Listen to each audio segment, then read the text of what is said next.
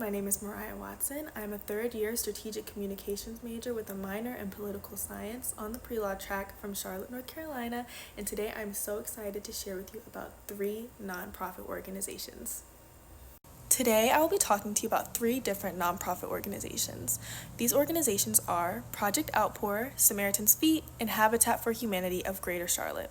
Now, all 3 of these organizations are based in Charlotte, North Carolina, but their goals and missions vary greatly. So the first nonprofit we'll be introducing today is Project Outpour, and this is the one we're going to discuss the most today, and we're really going to be comparing it and contrasting it to the other 2, Samaritan's Feet and Habitat for Humanity. Now, Project Outpour was founded in 2018, and its goal and mission is to provide free mobile showers and hygiene supplies to our neighbors moving through homelessness. But their goal is to offer more than just hygiene, to offer human connection, camaraderie. It's a small organization, especially compared to the other 2 in size and stature, which we'll get to, but as of right now, it bears 8 employees to carry out its big mission. The next nonprofit organization that I'll be introducing to you is Samaritan's Feet. Similarly to Project Outpour, it was founded in Charlotte, North Carolina, but 15 years earlier in 2003. Samaritan's Feet's goal is to provide new shoes as well as foot washing ceremonies to underserved children in over 100 countries around the world. So as you can see, there's already a stark difference in the fact that Project Outpour is a very local, tight-knit organization that only serves the Charlotte community, and then Samaritan's Feet is an international global organization, and it employs over 52 people at this time. Okay, drum roll please for the last organization. It's Habitat for Humanity of Greater Charlotte, and this is by far the oldest one of the 3. It was founded in 1983, so it's had a lot of time to build up a really big social media following as well as just a big following in the community. So its focus is just simply on providing affordable housing for the Charlotte community, and it's grown into a really big force in like the whole region of North Carolina as a whole, and it currently employs a whopping 260 people. So now that you've learned a little bit more about all 3 of these amazing nonprofit organizations, you're probably thinking that they have a lot of differences, which is true. But one thing that they all have in common is that they are all 501c3 organizations, which if you don't know what that means, it means that they're fully tax exempt, which allows them to work in operation to target crucial community needs. Okay, now that we've gotten formalities and introductions out of the way, we're going to discuss Project Outpour's impact on its community and its reach as far as its service. And then we're going to compare that and contrast it to the other 2 organizations, Samaritan's Feet and Habitat for Humanity of Greater Charlotte. So prior to 2024, Project Outpour was averaging approximately 1,000 to 1,500 showers per year. In 2024, there was a significant jump to 2,500 showers that year. And currently, in 2025, they are at 1,873 showers as we speak. Samaritan's Feet, on the other hand, has, since 2003, served over 8.7 million individuals worldwide.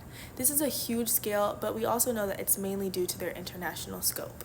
Obviously, the numbers of all of these organizations as far as their scope and reach for their service are going to be different.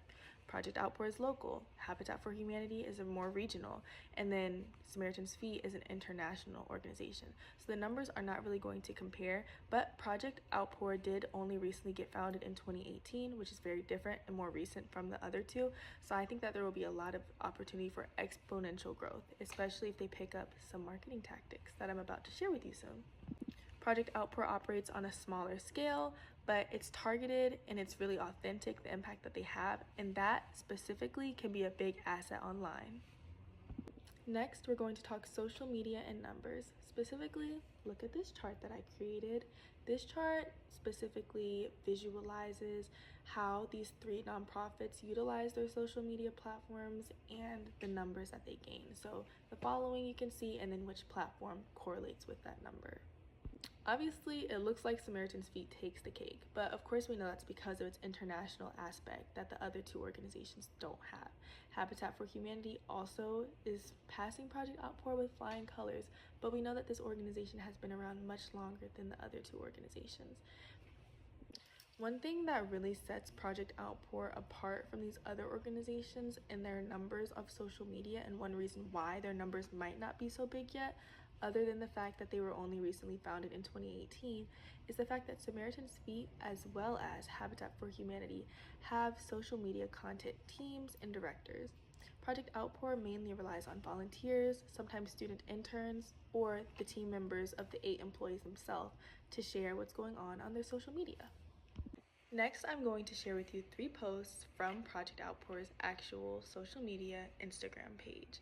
I'm going to type out a couple of things that I really like about their social media, like the authenticity, personality, and then I'm also going to share with you a couple of things that I personally would add just to have a little bit of a stronger marketing tactic so that they can see higher numbers like the other 2 organizations.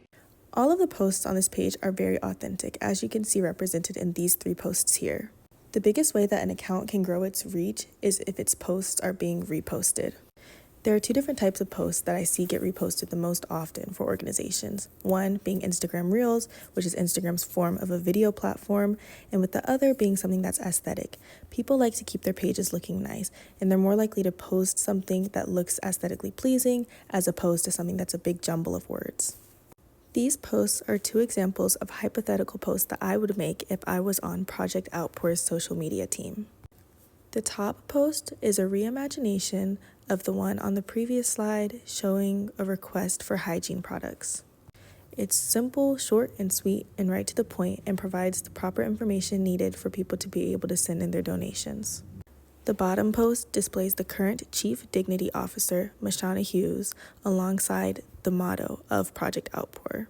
Rather than spreading awareness, this post is specifically just to boost engagement by promoting the motto and promoting positive vibes for the social media page.